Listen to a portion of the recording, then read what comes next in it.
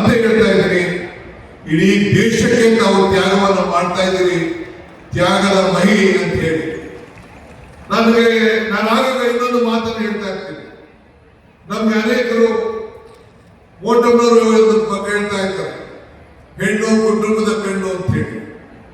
ಯಾರೇ ನಮ್ಗೆ ಬಂದು ಭೇಟಿ ಮಾಡುವಾಗ, ಒಂದು ಅರ್ಜಿ ಕೊಡುವಾಗ, ಒಂದು ಇನ್ವಿಟೇಷನ್ ಕೊಟ್ಟಾಗ ಬರೀ DK ಶಿವಕುಮಾರ್ ಅಂತ ಯಾರು ಕೊಡುವುದಿಲ್ಲ, ಶ್ರೀಮತಿ ಮತ್ತು ಶ್ರೀ DK ಶಿವಕುಮಾರ್ ಅಂತ ಹೇಳ್ತಾರೆ. ಪರಮೇಶ್ವರನ್ ಕರಿಬೇಕಾರೆ ಪಾರ್ವತಿ ಪರಮೇಶ್ವರ ಅಂತಾರೆ, ಲಕ್ಷ್ಮಿ ಕರಿಬೇಕಾರೆ ಲಕ್ಷ್ಮೀ ವೆಂಕಟೇಶ್ವರ ಅಂತ ಕರೀತಾರೆ. ಗಣೇಶನಿಗೆ ಮದುವೆ ಆಗಲಿಲ್ಲ, ಹಬ್ಬ ಮಾಡುವಂತ ಸಂದರ್ಭದಲ್ಲಿ ಬಂದು ಗೌರಿ ಹಬ್ಬ ಮಾಡ್ತೀವಿ, ಆಮೇಲೆ ಗಣೇಶನ ಹಬ್ಬ ಮಾಡ್ತೀವಿ. ಯಾವ್ದಾದ್ರು ಊರಿಗೆ ಹೋದ್ರೆ ಆ ಗ್ರಾಮ ದೇವತೆ ಯಾವುದು ಅಂತ ಕೇಳ್ತೀವಿ. ಈ ಬೆಂಗಳೂರು ನಗರಕ್ಕೆ ಬಂದ್ರೆ ಈ ಗ್ರಾಮ ದೇವತೆ ಅಣ್ಣಮ್ಮ ಅಂತ ಕರಿತೀವಿ.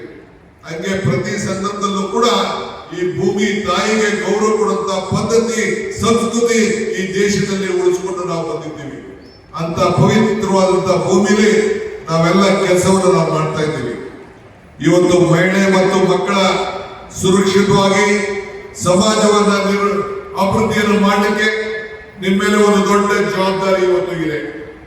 ನಮ್ಮ ಸರ್ಕಾರ, ಸಿದ್ದರಾಮಯ್ಯ ನೇತೃತ್ವದ ಸರ್ಕಾರ ಇವತ್ತು ನಿಮಗೆ ಶಕ್ತಿಯನ್ನು ಕೊಡಬೇಕು ಅಂತೇಳಿ ಇವತ್ತು 1 ಕೋಟಿ, ಒಂದೇ 1 ಲಕ್ಷ ಕೋಟಿ 8,000 ಒಟ್ಟಿಗೆ ಸೇರಿ ಇವತ್ತು ಗೃಹಲಕ್ಷ್ಮಿ ಹಣವನ್ನ ಕೊಟ್ಟು ಇಡೀ ದೇಶಕ್ಕೆ ಈ 5 ಗ್ಯಾರಂಟಿಗಳನ್ನು ಕೊಡುವಾಗ ಮಾನ್ಯ ಶ್ರೀ ಮೋದಿ ಅವರು ನಮ್ಮನ್ನ ಟೀಕೆ ಮಾಡಿದ್ರು.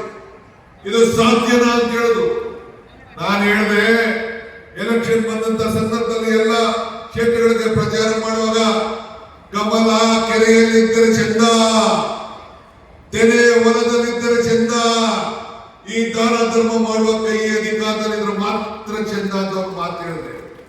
ಆಗೇನಾಯ್ತು, ಈ ದಾನ ಧರ್ಮ ಮಾಡುವ ಕೈ ಅಧಿಕಾರ ಇದ್ದಕ್ಕೆ ಈ ಗೃಹಲಕ್ಷ್ಮಿ ಬಂದು, ಗೃಹ ಜ್ಯೋತಿ ಬಂತು, 5 ಗ್ಯಾರಂಟಿಗಳು ಬಂದು ನಿಮ್ಮೆಲ್ಲರೂ ಕೂಡ 10 kg ಅಕ್ಕಿ ಕೊಡುವಂತ ಕಾರ್ಯಕ್ರಮವನ್ನು ನಿರ್ವಹಿಸಿತು. ಯುವಕರಿಗೆ ಶಕ್ತಿ ಕೊಡುವಂತ ಕಾರ್ಯಕ್ರಮವನ್ನು ಕೊಟ್ಟು ಇವತ್ತು ಗೃಹಲಕ್ಷ್ಮಿ ಬೆಳಗಾವಿನಲ್ಲಿ ಪ್ರಾರಂಭ ಮಾಡಿದ್ರು. ನಿಮ್ಮೆಲ್ಲರೂ ಕೂಡ ಉಚಿತವಾಗಿ ವಿದ್ಯುತ್ ಶಕ್ತಿಯನ್ನು ಕೊಡುವಂತ ತೀರ್ಮಾನ, 2,000 ರೂಪಾಯಿ ಕೊಡುವಂತ ತೀರ್ಮಾನ, 10 kg ಅಕ್ಕಿ ಕೊಡುವಂತ ತೀರ್ಮಾನ, ಎಲ್ಲರಿಗೂ ಕೂಡ ಇಂಥ ಒಂದು ಯುವಕರಿಗೆ ಉದ್ಯೋಗ ಇದ್ದವರಿಗೆ ಕೊಡುವಂತ ಈ 5 ಗ್ಯಾರಂಟಿಗಳೇನಿದೆ, ಈ ಕೈ ಇಷ್ಟು ದಾನವಾಗಿ ಕೊಡುವಂತ ಕೆಲಸ ಇಡೀ ರಾಷ್ಟ್ರದಲ್ಲಿ ಇವತ್ತು ಮೋದಿ ಸರ್ಕಾರ